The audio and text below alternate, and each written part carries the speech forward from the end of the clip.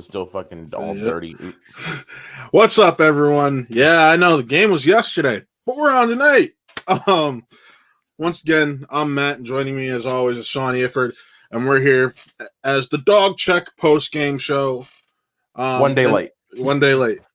And who knows if it's a night? I have the night shift at work. That may become the thing we do because we like doing this show, and it also kind of gives us that extra day to marinate on our thoughts and have a better idea of what we want to say. So it's not always it's more an analytical approach at that point rather than emotion mixed with analytical. So absolutely. You guys are gonna have to excuse me. I'm covered in soot. I was welding and cutting today, all day. Yeah. Anyways, so excuse me. I look disgusting. Here, let me get a light on. Actually, maybe I. You turned the cheek, and we saw much. Oh man. Sorry guys, I didn't get a chance to wash the grime. I just wanted to come and be with y'all. You know, that's how it is. Man. You know, you look black for once, man. But no, we got a really interesting game to cover, like a really interesting situation. Everything that's gone on in the last 24 hours. It was weird. It was a really weird game. Yeah, and what the hell was that? Let's start it off with the positive. The Browns won 38-34. Baker Mayfield, 22 of 28 passing for 297 yards, 5 touchdowns and 1 interception. Joe Burrow, 35 of 47 for 406 yards, 4 total touchdowns and an interception. Like, wow. I'm just gonna say it. Like, if we get that level of efficiency out of Baker Mayfield, that's a Super Bowl team. Yeah, we're going to the Super Bowl. We'll win the Super Bowl. Like, if we get that sort of efficiency, like 300 yards on 22 of 28, and he hit the last 22 in a row. That's wild. No. He hit 21 in a row. 21. And then he missed one. That's right. No, you're right. He had to spike it. He had to spike it. I don't count that. Yeah, I throw that one out. I know. So he's 22 of 27. I know, but in the record books, he's 21 of 22, or 21 of 22 of 23. He's 22 of 27 for almost 300 yards, 5 touchdowns, and 1 interception. And he hit 22 passes in a row, which even the 21 was a Browns record, I believe. Right, it was. He was a model of efficiency after his incredibly rough start. I mean, he looked lost and he looked dazed and confused the first quarter. The first quarter, yeah. I mean, even a little bit into the second, if memory serves. Yeah. And suddenly it was just like the light switch went off, and it was like you were playing. It was like you were playing the Jets in his come in replacing an injured Tyrod type deal, or it was just nonstop balling. Yeah, he was a machine after those first 5 that he missed. Damn. Yeah, I mean, it was incredible to watch. I mean, it was just it got to the point where when the ball left his hand, you knew that it was caught before he even like. It got ridiculous at one point. And granted, the middle of that. We will be the first to admit we've been on this show weekly saying, I don't know if he's the QB of the future. And granted, I honestly still don't know. I'm not going to change my opinion. Oh, no, I still don't know. 1 week does not a franchise quarterback make. No. Not at all. But if you can do that week in, week out, sign me up for 10 years of Baker. The interesting thing you have to point out, though, that we're going to have to touch on going forward is all this started happening as soon as Odell Beckham went out. Yeah. Yeah, we do have to touch on that, and it makes me sad to have to talk about this. It was already in my head as a possibility, but now it is much more firmly in my head that maybe a stronger possibility. Yeah, that maybe Odell is the problem. Not the problem. With regards to, no, I don't mean like he is the problem himself. What I mean is that how your offense runs efficiently. Hang on 1 second here. Yeah.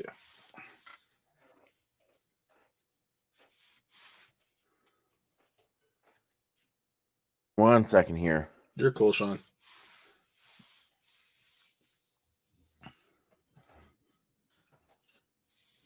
Sorry. You're cool. Girlfriend was trying to video call me. I think I may have forgot to tell her what time we were starting tonight. I'm sorry, guys. But no, I get what you're about to say. You have to. The problem with how efficiently your offense runs. That's what you're getting at. Yeah. So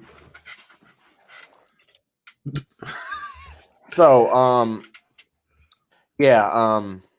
Anyways, yeah, I think that the efficiency is significantly hampered when Odell is on the field, honestly.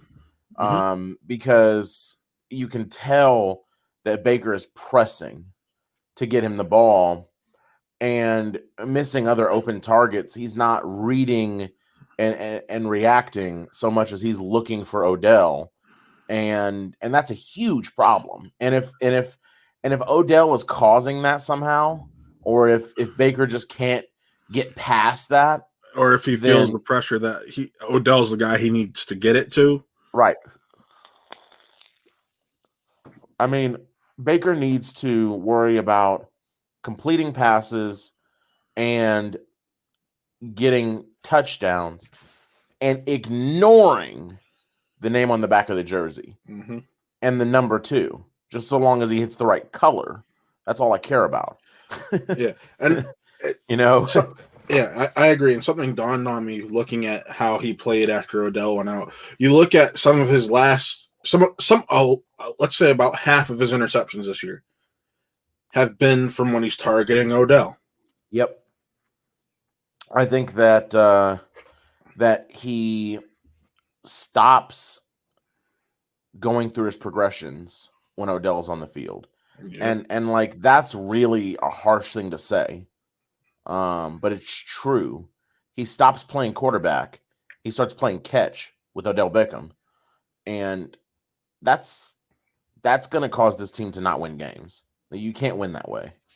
And some people like to point out that he didn't have that star receiver back when he was in Oklahoma. It was him and spreading the ball out everywhere. That's how he played. Yep. And that's what we saw yesterday when he was being as successful as he was. Yep. You're going to the bathroom this weekend. So sorry. You're cool. But no, so you're left sitting here wondering what does that mean going forward? And then we get the news that OBJ tore his ACL today. And as much as you don't want to find out what that means going forward, you want to see if that's just a fluke. If they can get on track together, right? Right. Because if they can get on track together, oh my gosh, what a terrifying offense. Oh my gosh. But like, now you lose 9 games to get on track, and you're possibly back in the same situation next year. Exactly. As it stands, we're 5-2. Firmly, going to be in the playoff hunt here, unless the wheels fall off. I don't know if we can win the division, because I don't think we can beat the Ravens again, or I don't think we can beat the Ravens at all this year. And the Steelers is a maybe too. The Steelers look unbeatable, but that was one game, and I mean they've won 6 straight. But I still, to me, Big Ben has to prove that he can stay healthy for a whole season. I believe we play them late for our second game with them. I think they're the last game of the season. Yeah. So at that point, we may be playing to get into the playoffs. Well, at that point, you're going to be looking at that game, and are they going to be playing their starters? Are they going to have the AFC secured at that point? Or could they have dropped a game by then, and now they're jockeying with, say, a team like Kansas City or Baltimore for first place? Right. And honestly, if the Steelers drop 2 games, and we just kind of went out until that game, which I know that's assuming a lot. Yeah.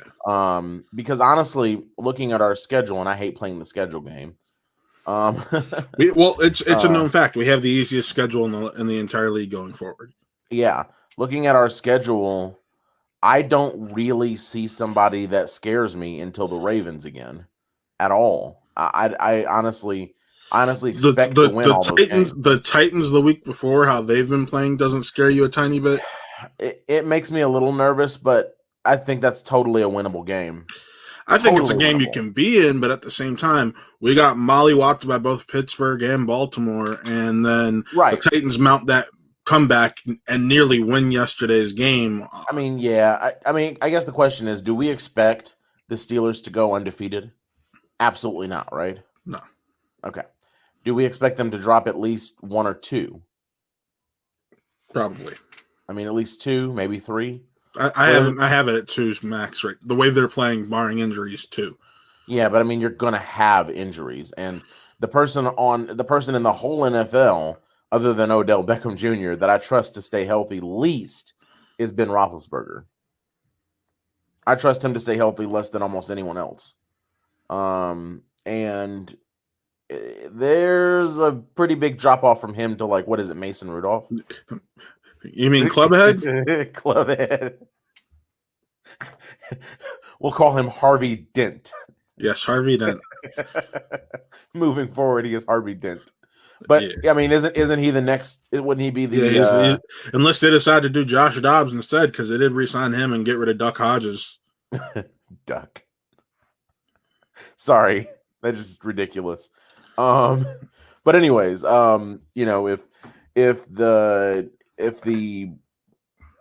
Roethlisberger suffers another injury, which year in and year out has proved to be the norm, more so than the exception, I think that becomes an extremely winnable game if you're looking at the Steelers minus Ben Roethlisberger. I'm not hoping for injury. However, I'm looking at the very real possibility that he won't be in that game because it's the last game of the season, and I can't remember the last time that Ben Roethlisberger finished the season healthy. I believe that it was 3 seasons ago. I was about to say, I think it was the year where they played the Jaguars in the playoffs and got knocked out by him. And even then, he was very banged up. He was not healthy. He was just able to play. There's a difference between healthy and able to play. You know what I mean? For example, this week, Baker was able to play. He was not healthy. He still has the cracked ribs. And especially, actually, let's just going back to Baker. I mean, he went 21 straight passes without missing with cracked ribs. Yeah. That's inhuman. Sorry. I'm still in awe of that. Yeah. And I'm in awe of Justin Herbert being my saving grace against you in fantasy this week. Yeah. You would have took an L without him. You would have taken an L. Yeah. And I forgot to recruit a new tight end because my tight end is on injured reserve. And I don't know what happened playing tonight. Huh? Yeah. My tight end's playing tonight. So yes, he'll finish burying me. You're up 20, but that's because Justin Herbert went off for 38. I'm only up 11.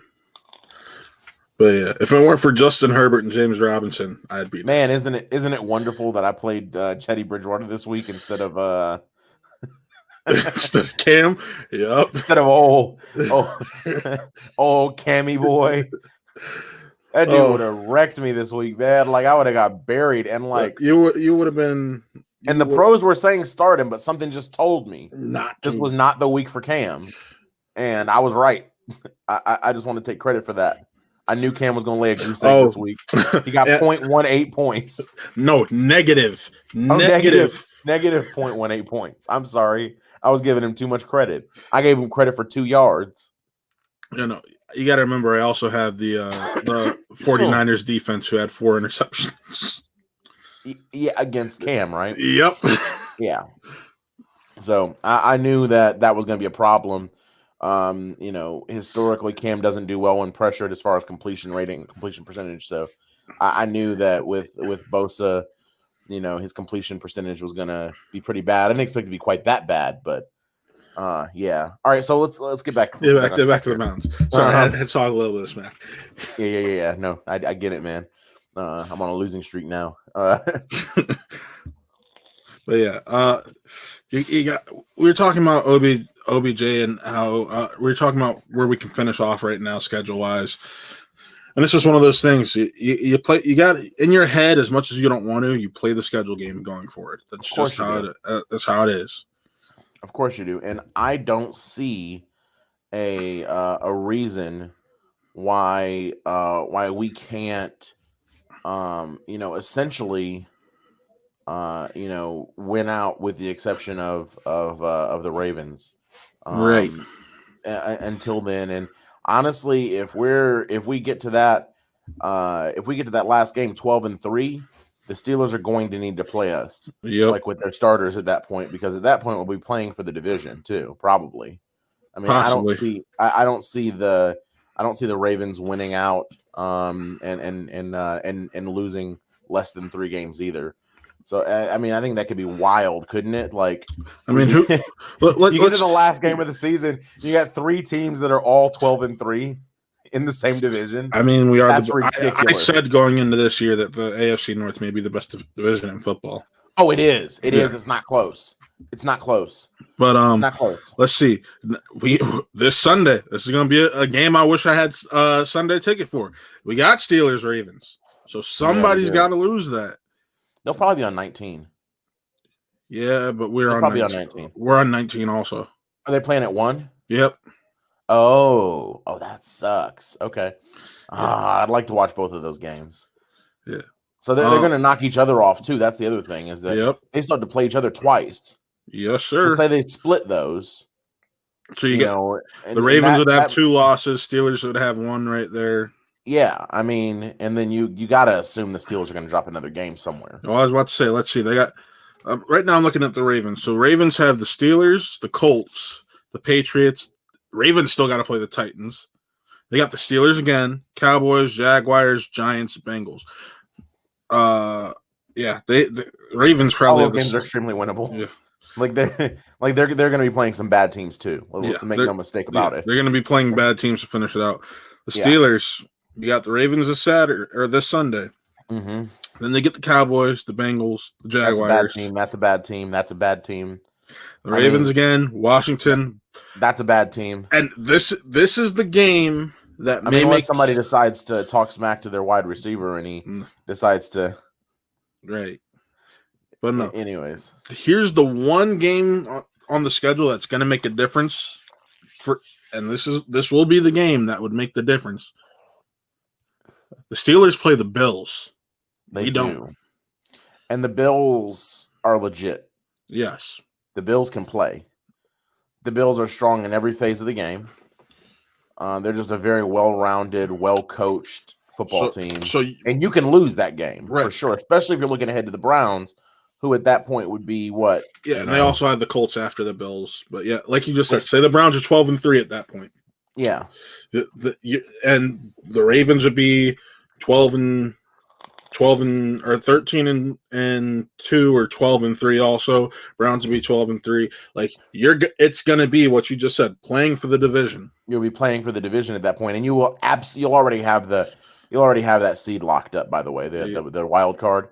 Yeah. You'll be in the playoffs at that point. You'll be playing to find out whether or not you get that first round bye or not, essentially. Yeah. Because whoever wins the NFC North is going to get a first round bye this year. Yes. That's what it is. That's the game, guys. Who do the Chiefs play? That's the other thing you got to look at. Who do the Chiefs play? Because we're looking at the AFC. We're looking at the AFC. It's a very strong possibility. Let me look it up. I'm pulling it up right now, but have it too. They play the Panthers, the Buccaneers. That's losable. It's not a loss, but it's losable. Both of those are losable. Panthers and Buccaneers. They're gonna beat the Panthers. They're gonna beat the Panthers. This is the same team that lost to the Ravens. If it's gonna or not Ravens, Raiders. But the Ravens are way better than the Panthers. Excuse me. No, I said I corrected myself. The Raiders. Oh yeah. You're right. But they're not the same team as last year. They've had injuries on the offensive line That's true, but I don't see them dropping one to the Panthers. I do see them possibly dropping one to the Buccaneers. Yeah. I think the Buccaneers are coming on strong. I mean, and they've acquired Antonio Brown reportedly as well. Yep, and he'll be in that game. He'll be in that game, and they'll he's still going to have. be a threat. I don't think you can count out the Dolphins. The Dolphins they got to play still. Yep, they do have to play the Dolphins. They got to play the Falcons, which they'll roll over them. You're right. It'll probably be a shootout, and then the Falcons will choke at the end. Right. The Falcons will be up 24-0 and then lose somehow in the fourth quarter. And then depending on how Herbert keeps playing, that's the big question mark. Their final game of the season is against the Chargers. If Herbert keeps balling out like he has been right now, Justin Herbert has passed for 1,500 yards, 12 touchdowns, and 3 interceptions as a rookie. Yep. He's on pace to break Baker Mayfield's record, most likely. Yep, and they also still have to play the Saints. Yeah, and but the Saints are for real still. I mean, I didn't even realize they were 4-2. So yeah, they're still there. The Saints are legit. I mean, and they have to play the Raiders again too. Yep, they got to have that rematch. So, they could very well drop a few of these. I don't see them dropping that many. They probably end up squeaking into the playoffs. They still probably end up winning the division.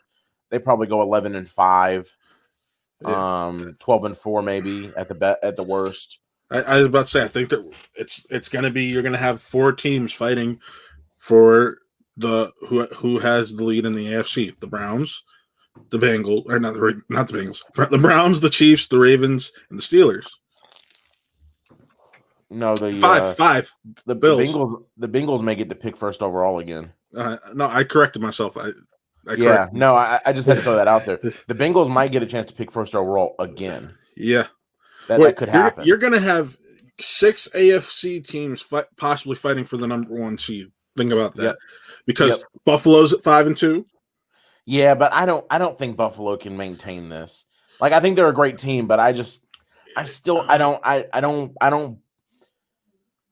believe they're going to end up being a very good team. I think they get to double-digit wins, but I don't see them ending up being, a 12 or 13 game winner. I think they end up 10, 11 games. Well, here.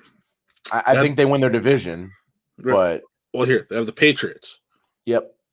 That's a win. Seahawks, going to be a battle, but winnable. Cardinals, going to be a battle. I think they lose that Seahawks game. They could. I think they win the Cardinals game, though. Yeah. So then they split that. Yeah. Then they have the Chargers. That's probably a win. 49ers. You could totally lose that game. You could totally, but it's probably a win. They have the 49ers, who they're Jekyll and Hyde each week. Yeah. Then they have the Steelers. They had the Broncos. Could lose that game. They'll beat the Broncos. And then the Patriots again, and the Dolphins. And they'll beat the Patriots, and they'll beat the Dolphins most likely. Yeah. So most likely. So once again, like I said, that's a 12. We're looking at 12-3 going into the last week again with the team. You're right. I didn't realize their schedule was that weak. Why does it seem like all the good teams have weak schedules this year? Like it seems like the bad teams are like facing a murderer's row, right? Like the bad teams have to play the Browns, the Steelers, the Ravens. Then they got to turn right back around and they got to play the Chiefs and the Chiefs and Buffalo and Tennessee. Yeah, I know they looked at this schedule like, this is some bullshit. Well, no, everybody saw the Browns. Oh, that's when they got a rookie coach. But no, that's Nick. No, yeah. But continuing, another team that's could be 12-3 going into that final week. Absolutely. Titans. They got the Bengals. They got the Bears. The Bears is one of those ones that can go either way. They're only 5-1. Yeah, somehow the Bears have kept winning. I don't know how they're winning these games. Neither do I, but they're 5-1. They have horrific quarterback play. Yeah, but they're 5-1. And they're somehow winning in spite of the quarterback. I've never heard of a team winning in spite of the quarterback. Yes, you have. The Jacksonville Jaguars a few years ago. So they weren't winning in spite of the quarterback. They were winning despite the quarterback. There's a difference. Okay? Like, winning in spite of a quarterback is like when your quarterback is putting up Cam Newton from last week's numbers and you still win. Right? But like winning despite your quarterback means like, you in my book, this is the way I define it. Winning despite your quarterback play means you had very mediocre quarterback play. Bruh. Not bad. Blake this is Bortles bad. Bad as He was mediocre. No, He was middle of the road. Anyways. So they he got the wasn't Bears. good though. They got the Bears. They got the Colts, and you can't sleep on the Colts defense. They got the Colts twice. Right. Then they have the Packers and the Texans. The Texans have been in their games, they're just losing them. They also have the Lions. Yeah, they're losing them all. And then the Lions. I mean, the Lions seem like a solid football team this year. Nothing great, nothing spectacular. They're not probably going to the playoffs. They'll probably win 8 games. They'll probably be an 8-8 team. Yeah, 7-9, somewhere in there. But yeah, but you see my point. Like there's 7 playoff spots. We just went through all 4 divisions, and the leader in each division has a chance of finishing out 12-3 going into the final week. You're not wrong. So you could be playing not only that final week could be key. You could be playing for the number 1 card. No, you could be playing for a wild card too. You could be playing for the number 1 seed in the AFC. You could, or there could be 6 teams that are all have 12 wins. And you could be playing for a wild card. But that's you could need that win for a wild card too. That's wild. There's 7 spots in the playoffs. Mm-hmm. We're saying all 6 of those teams are going to be in. You're just trying to not be one of the 2 in the wild card game. Right. Yeah, you don't want to be in the wild card game. So at that point, what I'm saying is you could be playing for first in the AFC or playing spoiler to the Steelers because you're not anywhere close to winning your division. Because we could still be 12-3 or 12-3 and not be winning our division just based off of divisional record. Okay. So you could be playing spoiler for the Steelers. There's so many possibilities going on in that final week.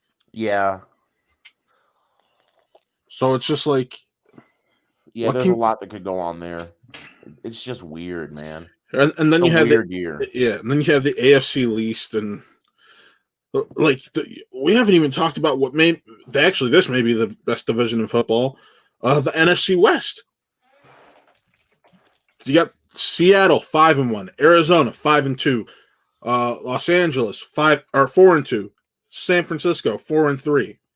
Yeah, I don't believe in some of those teams though. I don't believe in them, but their records count, but yes. I don't believe in San Francisco. I don't because of their injuries. It's strictly because of their injuries. Right. And I obviously do believe in the Seahawks. The Seahawks could go to the Super Bowl again this year. They totally could. I'm not saying they will, but they totally could. I mean, there's nothing there's no glaring weakness that's going to keep them from having a shot at that. And then, I don't trust rookie quarterbacks down the stretch. So I think Justin Herbert's going to struggle when things get tighter. I think he's going to be a great quarterback overall eventually, and he looks good already. None of those are Herbert. We're not talking about I thought Herbert was Raiders, isn't he? Isn't he? The Chargers, but they're in the AFC. Right. They're in the AFC. Okay, gotcha. Sorry, I thought I heard you say the Chargers were in that division, and I don't know that division. I said Rams. Well. The Rams. Okay, yeah, I don't believe in the Rams either. I don't know. They've been playing similar to the year that they won the Super Bowl. Yeah, but their 2 losses came against the Bills, who have been playing well. Who are legit, yeah. And then the 49ers, that because their defense is still stepping up. Yeah, which I don't believe in that team either. But that is going to be a great division. It's going to be a fun division to watch play football. I don't think those records end up holding up to being that as good as the AFC Norths will by the end of the season. I don't see it. I just don't. I think they're more even. I think they end up kind of beating each other up a little bit more. Although obviously that's going to happen in the AFC North some too. But see, the other thing is that in the AFC North, you have a punching bag, in Cincinnati, where everybody's going to go 2-0 against Cincinnati most likely. We've already done it. We've done it, yeah. So we don't have to worry about going 2-0 because we've done it. It's done. Right. out of sight, out of mind. But I mean, the Steelers and the Ravens are definitely going 2-0 against Cincinnati. That's a given. That's going to happen. Yeah. I mean, they have a good young quarterback, but the rest of the team is shaky, man. They have some talent at wide receiver. They have a putrid offensive line. They just have holes all over the defense. I don't see either the Steelers or the Ravens dropping a single game to the Bengals. I just no, they're too good. I mean, if Joe Burrow continues playing like a Pro Bowl caliber quarterback, in spite of his line play, then you never know. I mean, granted, we don't have the defense that the Steelers or the Ravens have. No. So we don't. And if Baker keeps playing like this, I'm devoting my first 3 rounds to defense. Just putting that out right now. Yeah. You go linebacker. I mean, I might even go linebacker. Honestly, it's that bad. Or linebacker safety. I don't know if you have to go safety because you still got Delpit, you still got Ronnie Harrison. You do, and you got Redwine. Yeah, you can go safety in the third is what I'm getting at right now. All right. Yeah. But you gotta go. No, you gotta go. You're gonna have to go linebacker and then defensive end or an end. Yeah. You may even go end linebacker because usually you get good linebackers in the second round. And that's that's the point I was getting to because the third round. You have and Vernon, he's doing well of buying Miles time to get to where Miles needs to be. Miles had another strip sack yesterday, 2 sacks total. And it's just one of those things. Like Miles is playing like he wants his damn respect. Yeah, I mean, LeBron said, "Show me my damn respect." Miles said, "Show me my damn respect." Yeah, he did. And I do respect him. He's a monster. Who the fuck is? What the fuck is going on? I didn't even touch anything on the. Okay. Anyways, but yeah, it's one of those things, bro. It's so diving back into the breakdown of the actual game. Let's take a look at this. We were talking about the Odell injury because of the impact that's going to have, and we were talking about Baker, talking about Odell. So now with Odell having that torn ACL, we're going to have to see if Odell really. We're going to see if he's missed. Honestly, and I think here it's we should let's reword that because he will be missed because that's a weapon that defenses are forced to focus on that opens up other guys. True. So we can't say he's not going to be missed. I would never say he's not going to be missed at all, but we'll see how much he's missed. I mean, because honestly, if we find out that the offense actually runs better without him, you may think about flipping him for a third or something. Probably a second or a player like a linebacker who's. Honestly, I was really eyeing that potential trade of Odell for I can't think of his name right offhand. I believe Jacksonville. Miles Jack. Miles Jack. I was eyeing that as a potential target. Because Miles Jack would immediately shore up our the middle of our defense. It would be like, it'd be like dropping the perfect Lego piece in the middle of that defense. It'd be beautiful. You know what I mean? And I think we have enough talent on the outside to absorb that. Obviously, I believed that before. Well, and that leads into my next point. Higgins, we talked about it first couple weeks. Where's Higgins? We've both felt. I was the one who kept championing. We know Higgins is one of Baker's guys, and you're like, oh, if he's one of Baker's guys, then he'd show up. Sean, what did Higgins do on Sunday? Let me take a look at his. I know what his stats. I just want you to say Oh, I mean, he stepped up. He stepped up he showed up. hardcore. He ended up being the best wideout of the day. 6 catches, 106 yards, if I remember correctly, 116? 110. 110, okay. 110. Averaged 18 yards per catch. I don't know how many targets he got. I think he was 6 for 6. Was he? Oh, yeah, of course he was, because he started getting targets after Odell left the game, and Baker didn't miss another throw after that. Exactly. So, yeah, of course it was 6 for 6. I mean, he seems like he's a very technical route runner. And that was his strength coming. You got to remember, coming out of college, he was his school's leading yards earner, and the guy who got the most yards in school history. He was also up for the best award for the best college wide receiver in the country coming out. True, he was. I mean, he's. I mean, the dude can play. I mean,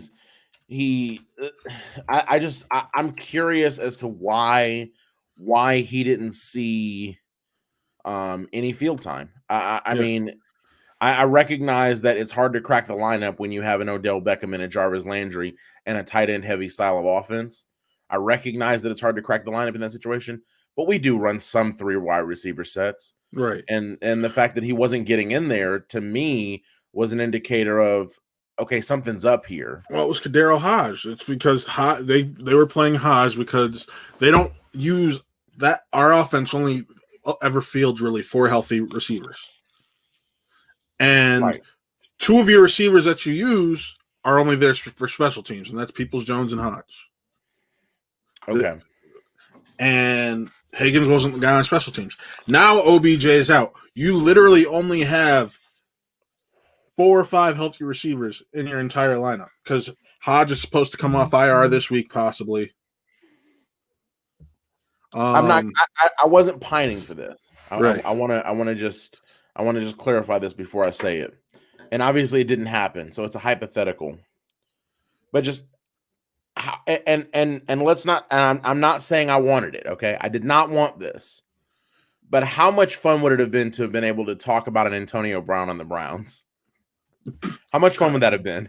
No, not fun. How much fun all. would that have been? Not fun at all. It would have been so fun. It would have been so fun because then you'd have been trying to figure out, was he the second or third wide receiver on the team? And that's fun to me. That kind of thing is fun to me. Especially, it would have been especially fun when it was time to go back into Pittsburgh, and you're carrying an Antonio Brown with you. That would have been a lot of fun. That would have been a fun storyline. No, it would have been so fun. No, but you guys have to remember, I like to watch the world burn. Yeah. And so I don't want the Browns to burn. I love my Browns. And that's why you wouldn't want something like that. And that's why I didn't actually want it. But it would have been interesting, and it would have been a lot of fun. It would have been. It would have been so fun. But it would have been awful, but it would have been a lot of fun. But anyways, let's talk some defense here. Oh, and also let's talk some offensive line. Oh, the offensive line looked like themselves. Then again, they looked pretty normal, but hopefully you're getting Miles Teller back going against this Raiders. Wyatt Teller? Yeah, Wyatt Teller back. Yeah, and so that'll be good. Who's next week? Who do we have next week? Do we have Raiders next week? Raiders next week. Okay. Sorry, I've been neck deep in a car all day today, so my brain is bleh. Yeah. But yeah, we have the Raiders next week. I don't think, if memory serves, they have any kind of ridiculous pass not that I can think of. So it should be pretty pedestrian as far as the offensive line again going forward, especially if they get Wyatt Teller back. But they played well. They played well overall. There was time to throw. It wasn't like an overwhelming amount of time to throw, but it was nice. It's because once again, the Bengals aren't a pass rush that you're running to tell your mom about. You know what I mean? Right. So if Wyatt Teller doesn't come back, it's not like the world's going to be on fire. No, but you hope you have him for you hope week. you have him for the week after that. No, because the week after that's the the bye. The week after that's the bye. Right, so they may actually choose to let him sit an extra week because the Raiders' pass rush isn't that crazy. Just give him an extra 2 weeks of rest as opposed to 1, and we may see that for a couple of players. Well, Nick Chubb being one of them, because Nick Chubb, realistically, this is the 3-week mark, 3 to 6 weeks. He could come back this week. Come back, but I would actually prefer to see him not come back this week. And I think that's where I was heading. It's. I don't think anyone would. I think everyone's like, it's the Raiders. You have Kareem. Dearness has been doing fine in the wake of everything. Just let your guys get healthy. Yep.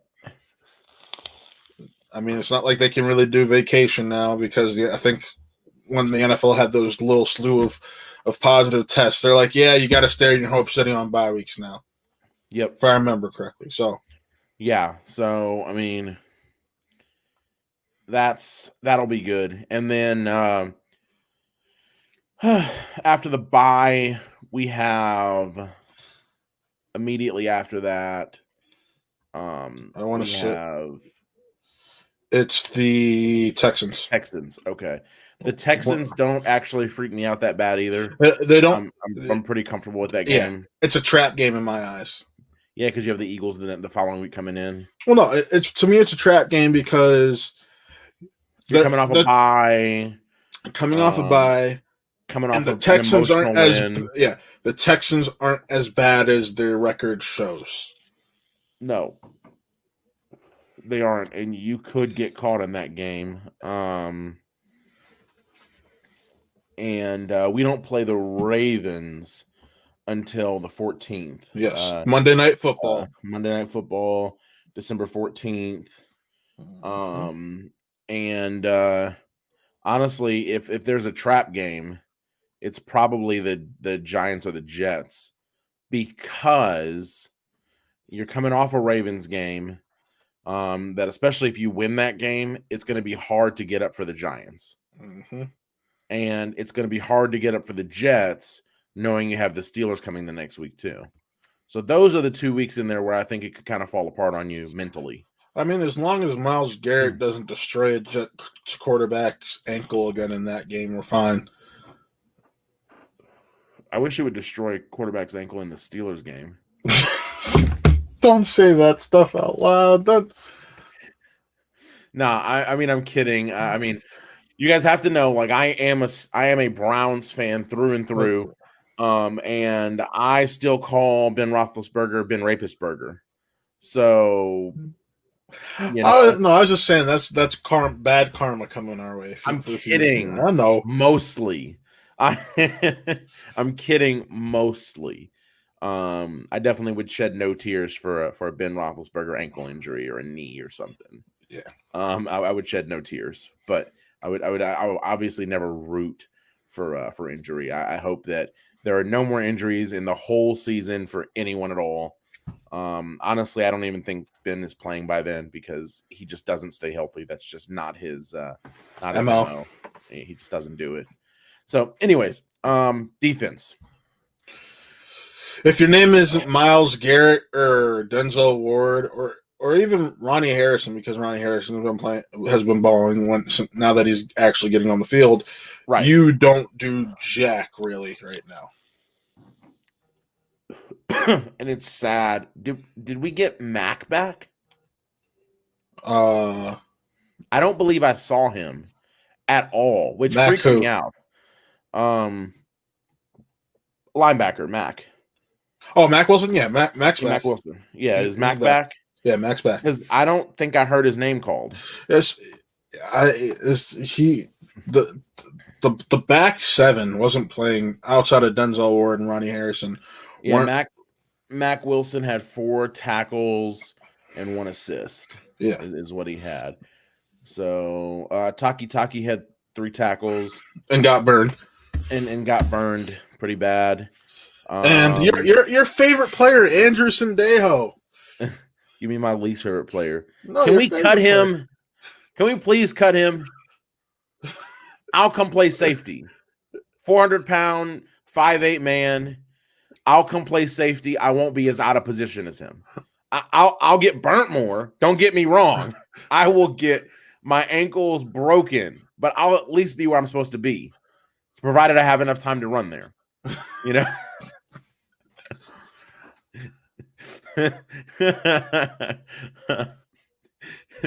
I mean, he's so out of position. It's disgusting. Yeah. He got burnt on what was it? The first play of the game.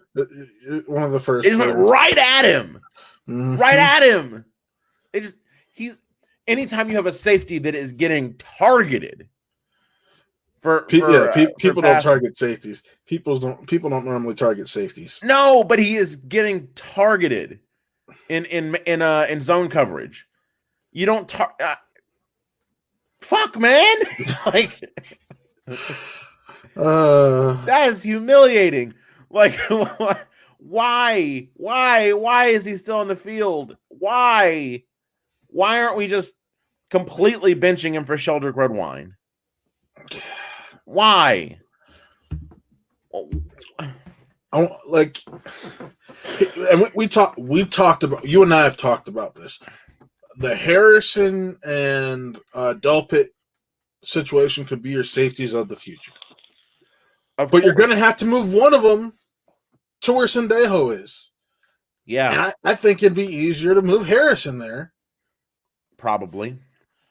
Because Delpit essentially has a second rookie, has rookie year part 2 next year. Right. And you're going to want him at the strong safety. Well, he has the skill set to play free. He has the skill set to play either safety. I just think as a rookie, he's probably better off starting off at strong. I mean, looking at our defense, it feels like our safeties are kind of interchangeable, though. That's true also. Like, it doesn't really necessarily feel to me. Now, that could be it feels that way because Sendejo's out of position so often. It might be that it seems like they're both just kind of floating around like you would expect a free safety to do. Because, like, Sendejo obviously just doesn't know where to run. He just doesn't know where to be. Right. It's clearly just... Like, and this offends me, especially from like a player that is a. We were all hyped about signing him. I'm not even gonna lie. You and I are like Sendejo, good signing. Justin last week came on here. He was like Sendejo, good vet signing. Yeah, we thought he was going to be. We thought he was going to be an above average rotational player. Yep. We thought that's going to be pretty good. We were still expecting to have Delpit at that point, weren't we? Or was this after the Delpit injury? This was before the Delpit injury. Yeah, so we were expecting him to be a quality rotational player. Delpit was supposed to play where Carl Joseph is playing. So again, who by the way is also not playing well. Yeah. But he's not playing nearly as bad. But he also got moved to the bench in favor of Harrison yesterday. So as he should. Yeah. As he should. But honestly, I think I'd rather see Carl Joseph on the field than Sendejo. Yeah, yeah. I would rather just see you play Joseph and Harrison, and just run with that because at least you'll have people that are at least sort of in the right place. I mean, fuck, man. Like, it's just, dude. This back seven is bad, with the exception of. Harrison. Mac is just up and down. That when we knew it, that's what you're getting. So I'm not even going to include him in that. Yeah, I mean Mac Wilson. This is his first this is still kind of his rookie year, isn't he? Didn't he play through some injury last year? He only missed like one game last year, if I remember. Just one. Okay, I thought he was playing with some lagging stuff though. Like he couldn't play full speed. Maybe, but he still played all 15. He played 15 of the ones that he played in. Okay. But yeah, you have. But he was a rook. I mean, yeah, he was a rook last year, and then he still probably he's playing middle linebacker. Yeah. Which that's a more complicated role. Like I'm willing to give him a little time there to kind of develop. He's got the skill set. He just needs some time to. Jordan, here's the funny thing. Oh, we're talking about defense. Please talk about when we got the pick yesterday. Because I even said to you, "Are you fucking kidding me?" Yeah, picked it off in the end zone. That was drop on the ground. You're in the end zone. Drop on the ground, get the 20 yards, and don't have your offense pinned within the 5. Yeah, that was B.J. Goodson, right? Yes, that was Goodson. Yeah, that was regrettable, man. That was really regrettable.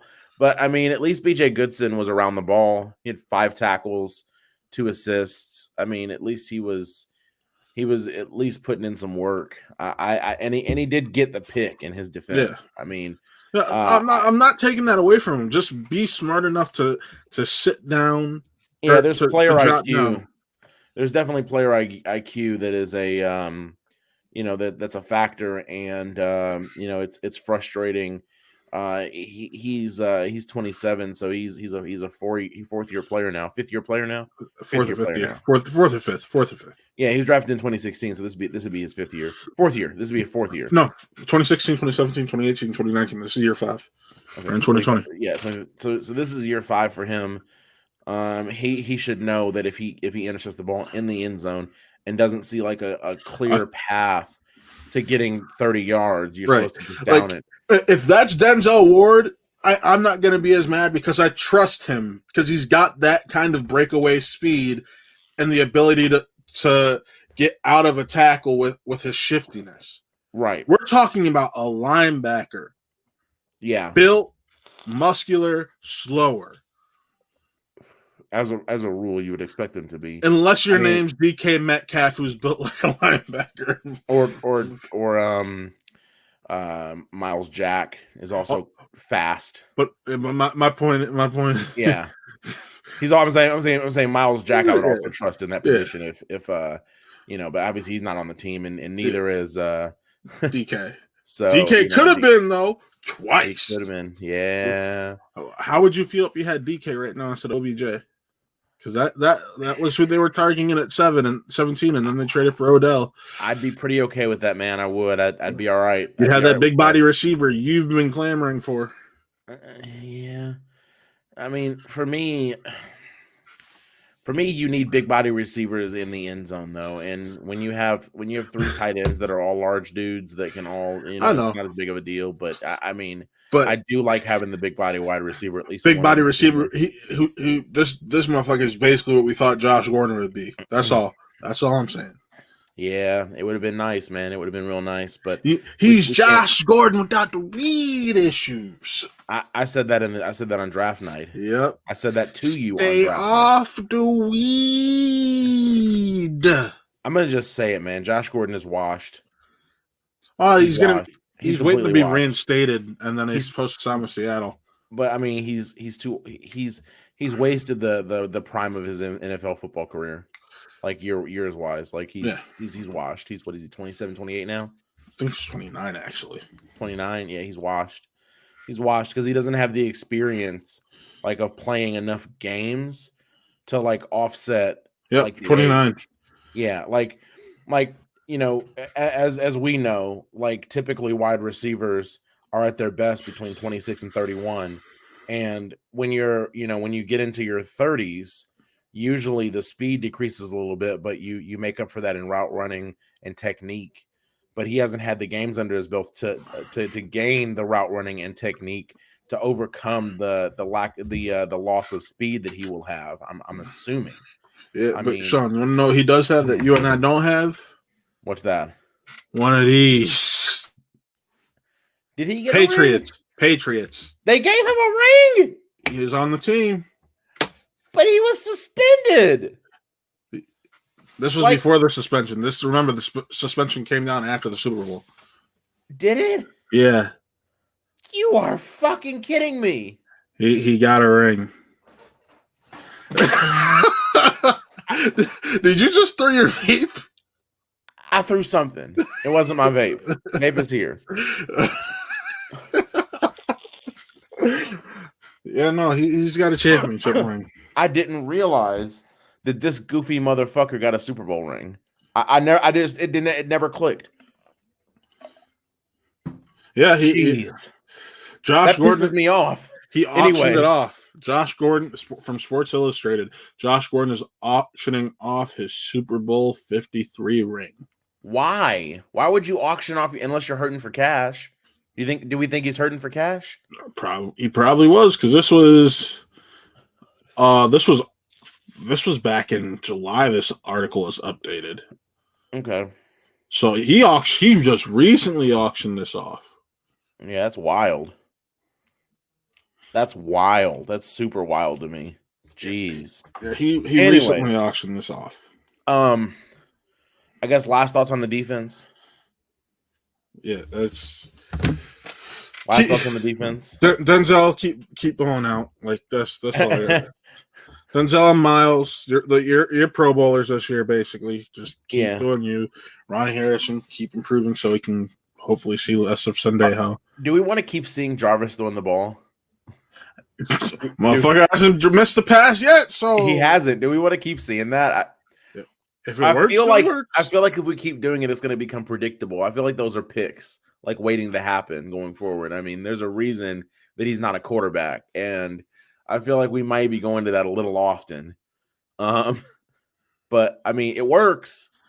It works. We got a bubble screen this week. I was about to get it. The bubble, because I messaged you. I'm like, bubble screen. You're like, hell yeah, and it worked. I've been beating the drum for bubble screens. You guys who watch often know I've been beating the drum for bubble screens because we have so much speed on this offense that it's basically it's basically a running play that you are able to set up where there's not as many defenders to get past, because you figure you have 8 in the box, even 7 in the box.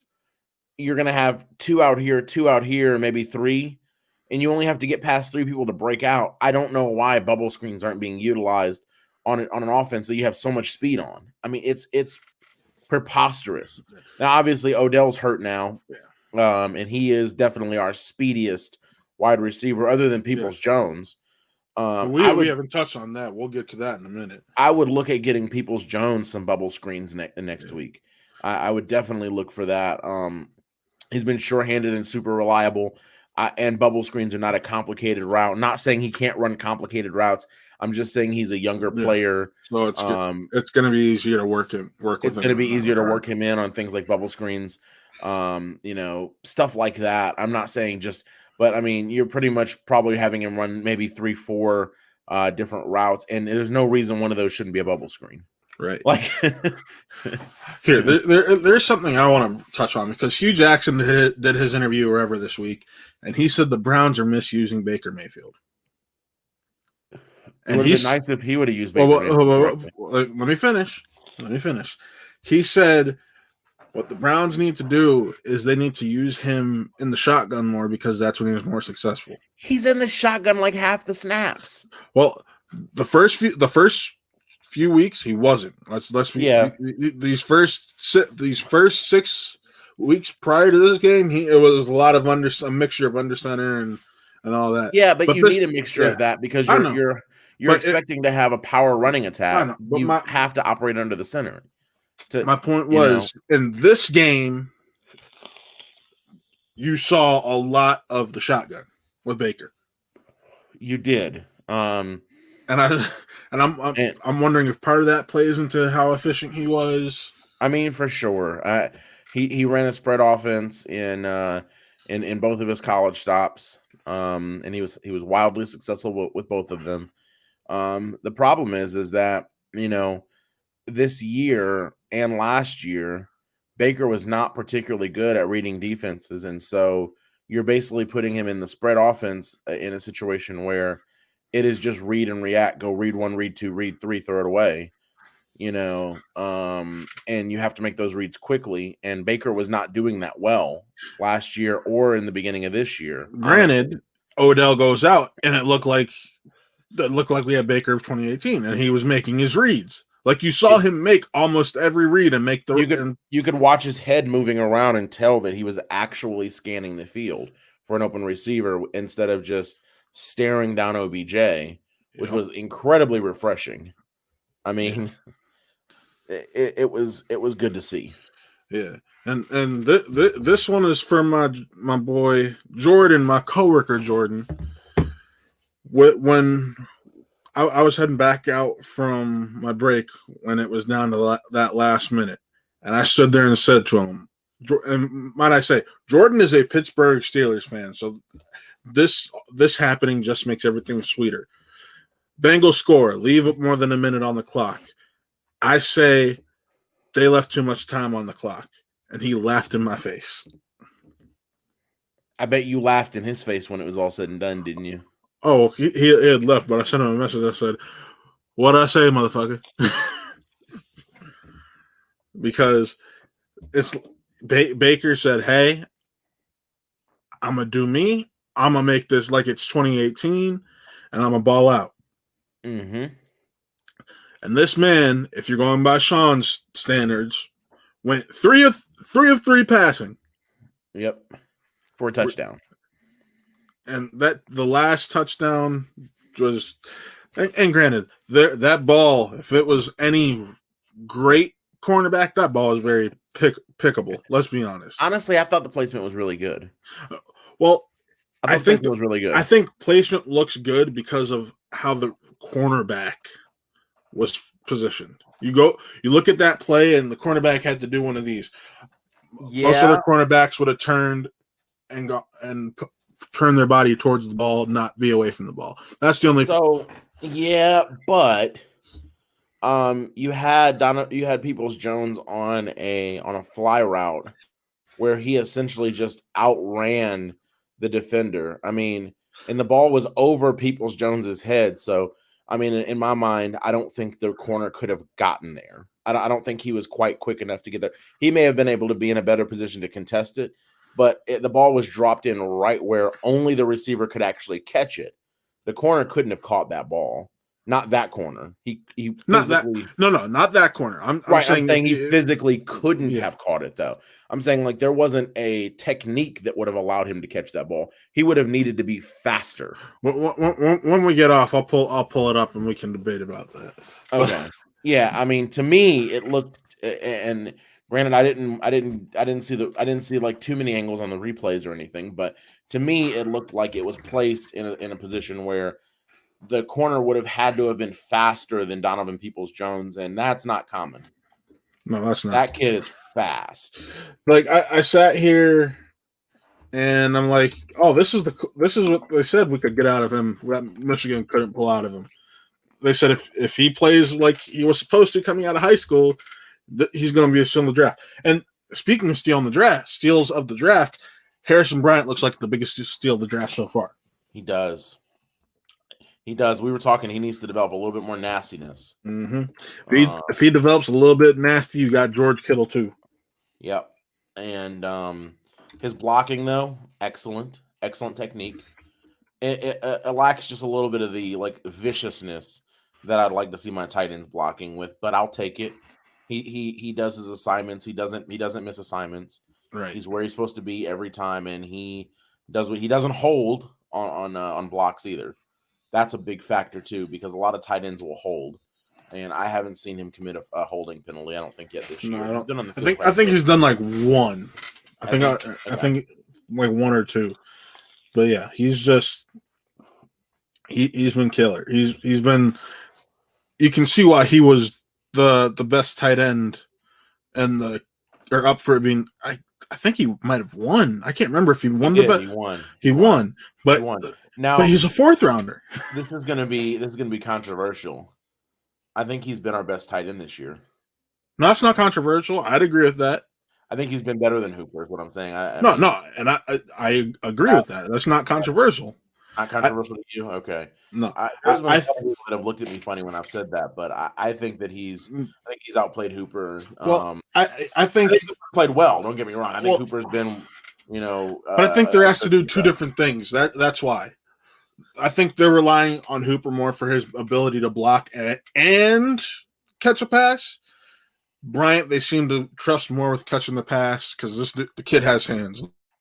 He does, man. Those hands are magic. Yeah, those hands, they don't drop. He doesn't have. Does he have a drop? Maybe does he have a drop? I don't know. I don't think he has a drop. I'm Googling it. And that in and of itself is impressive for a tight end because usually tight ends have good hands. They're usually not like that. I mean, even you look at really really great tight ends in the history like an Antonio Gates. Even Antonio Gates had some drops. Even dudes like that. They dropped a few passes here and there. I don't think I've seen Harrison Bryant drop one yet. Well, of course, ESPN doesn't list drops, so Of course not. let's go to NFL.com and see if they do. Or Pro Football Reference might be the better one to go to. Yeah, they seem to track all the advanced statistics, which I don't really consider drops an advanced statistic, but it seems like a lot of places do, which is a little silly, but whatever. It is what it is. No, they don't even have drops on here. They don't have drops even? No. But let's put this in statistics for you. He's got 12 receptions on 17 targets, it looks like. 12 receptions and 17 targets. But that doesn't include like total misses either, though. Or it's 12 receptions on 8 targets. 18 targets. Excuse me, 18 targets. 18 targets. 18 targets. So that means 6 times he was targeted, but the ball wasn't caught. But that doesn't necessarily mean that the ball was in his catch radius. Right. I mean, I'm just saying that's how good he's been. That's still a really good number too. Just Yeah. How many yards, by the way? 126. 126. Okay. So he's in the proper range there to probably. So I found thank you Pro Football Reference. He has one drop on 18 targets. I will take it. And that is something, as a Browns fan, you're not used to. Yeah, I mean, when you think of the Browns and you think of receivers, and I mean, granted, he's not a wide receiver, but you think of what was his name that just used to just drop everything? He was a wideout. He's probably Greg Little 9 years ago. Yeah, you get Greg Little, all the talent in the world, made these crazy catches. He never made the easy catches. Always made the crazy ones. Anything that hit him right in the hands was just turf. It's like, damn it. Yeah. And then this year, I think the player on our team actually that has the most drops this year is Odell. Yep. Which, but here, so, and the rumors were David Njoku had asked for a trade again. Odell's gone down. I'm wondering if Njoku's like, oh, wait, they actually need my ass. And you got to give props to Njoku, who in the past had issues with drops. He has 0 drops so far this year. 10 targets, 7 receptions. Yep. 83 yards for the season. Yeah, I mean, he's played well. And 1 touchdown. Or 2 touchdowns now. 2 touchdowns. So he hasn't been special, but he still hasn't been worth where he was drafted. No. Granted, a lot of the tight ends in that draft haven't been, though. Yeah, but I mean, if you draft a tight end in the first round, you expect him to be a world beater, and he just hasn't lived up to that at all. And I think he was the only tight end taken in the first round that year. No, he was not. Hmm? He was not. He wasn't. Okay, no. Was that the Eric Ebron year? No, because Eric Ebron's been in the league for more than 3 years. Zach? I said Eric. I said Eric Ebron's been in the league. You said cuz Eric Ebron. Okay, sorry. Yeah. Okay. I'm going to that draft, 2017 NFL draft. There was like one OJ. That was the OJ Howard year. OJ Howard. Okay, well, he's been good, not great. He's been good. He's basically been Njoku minus the injuries. It's been Njoku minus the injuries. Jeez, that's rough. Then it went OJ Howard. Rough. It went OJ Howard, Evan Ingram, and then David Njoku. Ingram. I was thinking Ingram. Yeah. I don't know why I said Ebron. Do you know who the pick after Njoku was? No. Take a guess. He plays in the same division as us. No, it wasn't. Hold on. Just take a guess. Don't look. I'll tell you. Just take a guess. Was it defensive player? Okay. Was it? I'm thinking. Hang on. You said he was drafted in 17. Yep. After Njoku. That had to be Watt. That is correct. Motherfucker. I'm sorry, but now I'm gonna look at that draft because now I have to.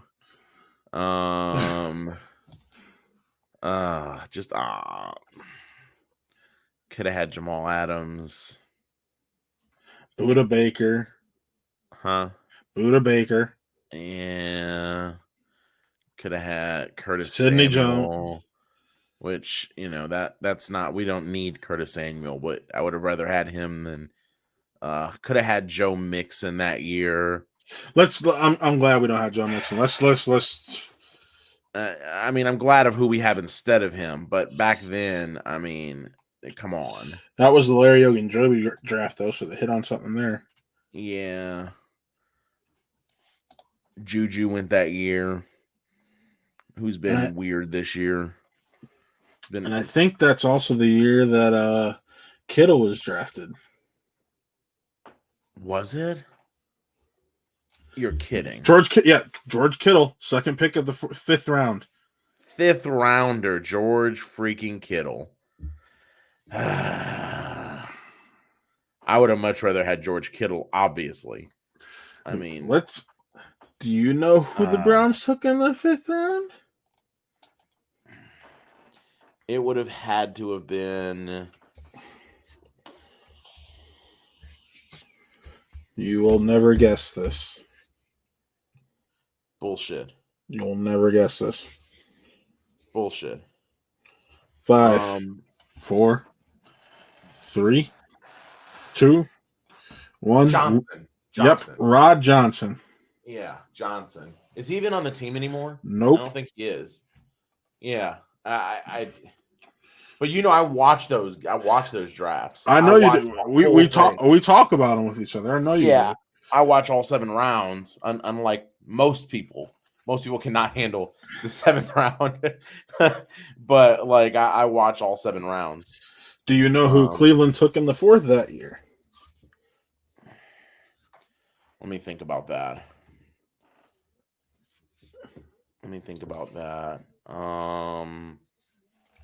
4th. Gonna count you down. 5, 4, 3, 2, 1. Howard Wilson, that corner had that they took based off potential because he was coming off of injury. Has he played? No, I don't even think he's played in the league.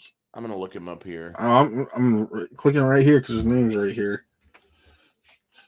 Yeah, he has not played. He has not done anything since he got cut. He was traded to the Broncos. No, we traded up to get that pick. Okay. The last thing he did was get cut by the Browns on April 2nd of 2019. Never recorded a single stat. So the Browns cut him, and then on because he couldn't get healthy. He couldn't get healthy. Right. Yeah. So you could have had DJ signed him, and then he's placed on IR. Yeah. And then we waived him. Mm-hmm. And then I guess we maybe put him on the practice squad. Yep. And then they cut him again. And then we cut him. Okay, yeah, that's. So you could have had T.J. Watt and George Kittle. Man, what a different team that would have made it. I mean, if they have those 2 players though, that's not fair. That's unfair. That's just unfair. Yeah, but we would never have to worry about Watt could play edge or linebacker for you, and you could pair him up with Garrett on that front 4. You still get Sheldon Richardson in this draft. Yeah.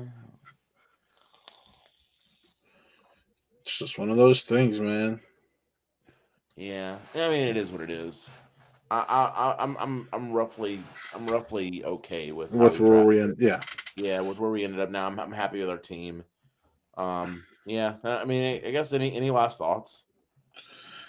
We're starting to talk previous drafts, and that's always a dangerous hole to fall into. No, it's not. But So you it's fall into the I could have had this guy, and we could go on for hours and but no, hours and hours. we were giving David his praise, and rightfully Yeah, so. yeah. But No, David, he's gonna need to step up in these next few weeks. We're probably gonna see a lot more of does these do two. we think David has the speed to split out wide? Oh yeah, no, he's done it before.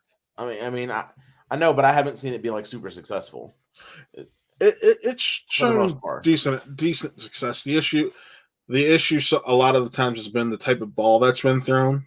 Okay, lasers as opposed to stuff that he can actually hold on to. Yeah, It seems like he has a hard time holding on to the laser throws, the really I, hard throws. I was more so talking about like placement. Placement too. Okay, yeah. To me, it seems like he has a hard time when there's a lot of velocity in the ball, as opposed to. I mean, placement's obviously a factor, a huge factor, but it seems to me like there's been an issue with catching balls that have a lot of velocity as well in the past. Not this year though. Yeah, so it's just one of those things, man. I mean, he's doing good. He's going to be needed in these next few weeks without the rest of the season with Odell out. When Hooper comes back, you're probably going to see a lot more of those 3 tight end sets. Yep, with him out wide. Mm-hmm. Because he has more speed than the other 2 tight ends, so he'd be the prime candidate to split out wide. So granted, we still have like a very good wide receiver room. Good wide receiver core. I mean, we have Jarvis. Now We have Peoples Jones. Here's the question I have for you: who becomes your 4th receiver now? Do you go out and try to sign one, or do you just say, or do you give it to Kadarius Hodge, or do you give it to Twan Taylor? Because we saw Twan Taylor, we signed back to the squad. So I'd probably go Kadarius Hodge. They clearly wanted him on the team anyways. That's why he had that 4th spot to begin with. And assuming that he doesn't have any more injury issues, I would just play Hodge. I would just let him see the field a little bit more. And then obviously like temper that with returning to leaning back into your running game, because like the last 2 games we've kind of relaxed our running game. I think that's due to Chubb being out of the. I don't even think that's just. I think Kareem is still kind of got that groin thing going on because you can see a little bit. Yeah, so I think they're trying to give him a rest when they can and trying to keep him sort of on a pitch count. Exactly. I mess with that. I agree with that. I think we should see more end arounds as well, to kind of supplement that until we get Chubb back.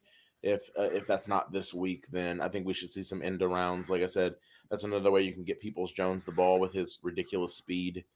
Out on the edge with not that many defenders around him, because if he beats the initial pass rush, I mean he's gone for who knows how the fuck long.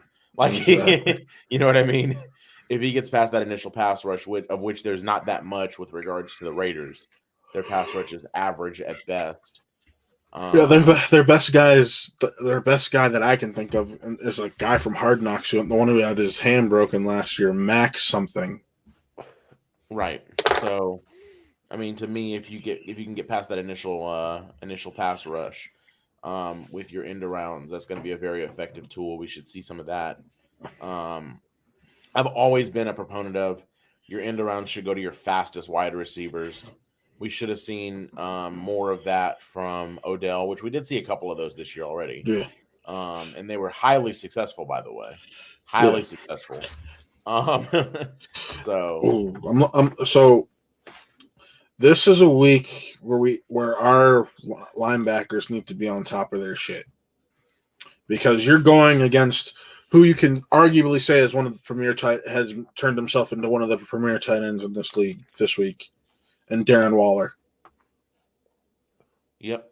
He's honestly, I think you probably leave a safety on him most of the time, honestly. Yeah. Because I just have no faith in our linebackers to cover, and I know that sounds rough, but I just don't think our linebackers can cover are good in pass coverage at all. Yeah. I think they should be blitzing most of the time because since they're not going to be effective in pass coverage, we should be sending at least one of them on a blitz. I mean, almost every snap. I mean, I know that sounds like really aggressive, but it's just true. Right. I mean, at this point, I would almost rather see, us blitz a linebacker and let Miles back off into coverage sometimes. Max Crosby, that's the DN I can think. Like they have Clellan Farrell from frickin' Clemson. They have Max Crosby, Jonathan Hankins, Yeah. Maurice Hurst. They got a lot of guys with potential, but they haven't done much. Side note, can you imagine how difficult it would be for the offensive players to tackle a Myles Garrett if he was to pick off a pass? If he was to back off into coverage, right? I mean, I'm not saying he should because he's probably one of the top 2 or 3 best pass rushers in the league right now. But I mean, if you did draw up something where you think you have them, sussed out and you on offense and that they're going to run some sort of screen where you can get Miles to kind of cheat over and see if he can pick off that pass. So, Sean, I got a question for you. It'd be ugly, huh? What's up? Do you know who we get to, what defensive lineman we get to face this week? Who? Carl Nassib.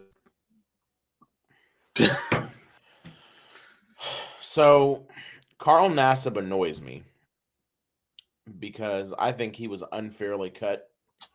I do too. And I think Carl Nassib can play. And I was irritated that they let Carl Nassib go. Because I think he could have been in great depth. Motherfucker had 6 sacks the past 2 seasons. Granted, he's only got half a sack this season, but in 2019 and 2018, the year you cut him, motherfucker had 6 sacks. Yep.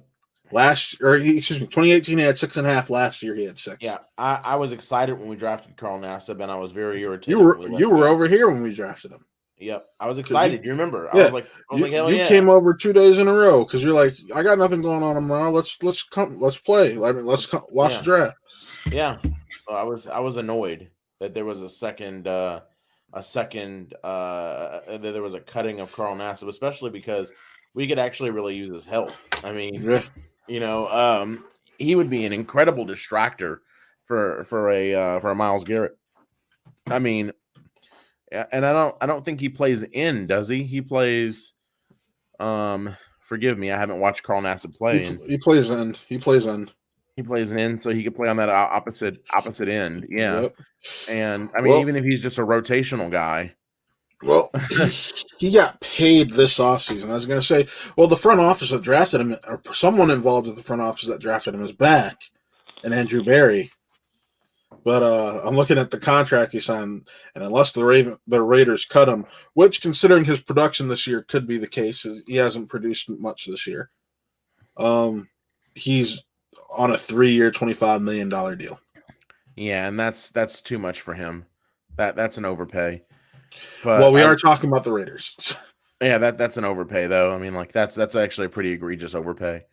I say we are talking about the Raiders because you have to remember they're in Vegas now, and those Vegas taxes are probably ridiculous. You're wrong. There's no income tax in Nevada. Oh, then never mind. Then one of my friends lives in Nevada. Jim, who you'd have met had you been at the 4th of July barbecue. My bad. You jerk. No, I'm kidding. By the way, doing Halloween on this weekend. I got work. I know. I was just letting you know about it, in case I hadn't. But yeah,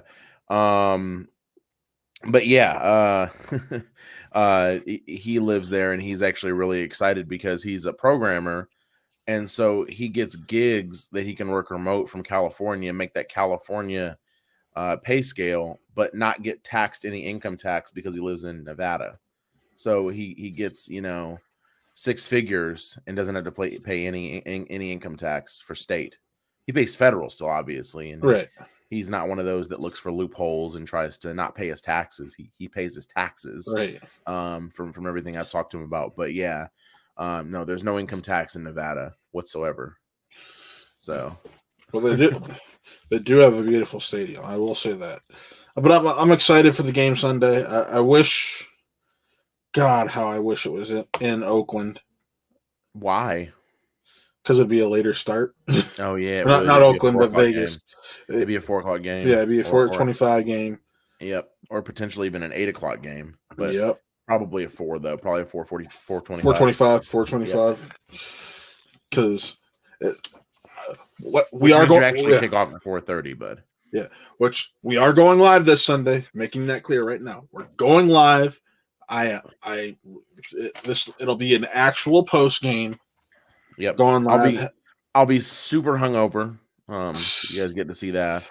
Because Halloween, I party balls out on Halloween. Halloween is my holiday that I go nuts on, or one of the holidays that I go nuts on. So you guys may see me in here like, but I'll still have the fucking takes for you guys. Yes, Sean does not let his hangovers get in the way of his takes. I'm a consummate professional. But so we'll be live on Sunday for you guys, and hopefully talking about another Browns win. Like Coach Stefanski says, each week you gotta try to go 1-0. So, and I love that mantra. Last thing, before we cut, prediction for score this week. 30. I'm gonna go 39-32 Browns. That's a weird ass score. Why 39? Are you expecting us to get 30 points and then kick 3 field goals to win the game? No. Look at our score this week was 38 against the Bengals. So, and if it would have been 39, had motherfucker hit an extra point.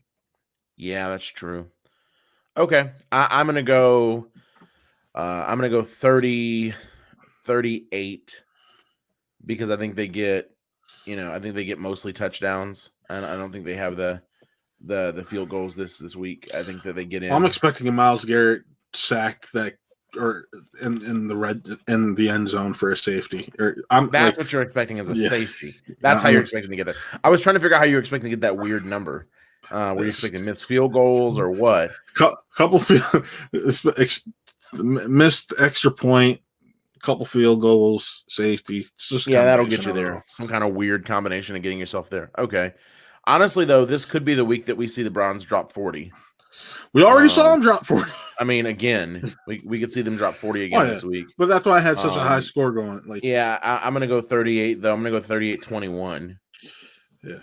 I don't think the Raiders are going to be that formidable on offense either. So, see, I think if it weren't for the fact they scored 40 on the Chiefs, I'd agree with you. But but I don't think the Chiefs' defense is that good. I don't think it is. But I want to look at Raiders have put up at least 30 points in all of their games. Yeah, I know, but I think we'll be. Excuse me. The Patriots, and they only put up 20. I think it's going to be tough I think there's going to be some ball control going on in this game that's actually reasonable. I see us rushing again for probably $150, $175 this week. So I think we're going to chew up a lot of that clock, and I think we get some picks this week. So I see us kind of dominating the time of possession this week because I don't think they'll be able to stop us on the run with that, that very those mediocre the turnstiles they have on the defensive line. I think we end up controlling the game with a rushing attack, and I think it ends up being sort of a blowout, honestly. So I'm calling 38-21. That's my final score. All right, guys. So signing off. I'm Matt. I'm Sean. This was another Dog Check post game on a Monday. Have a good night.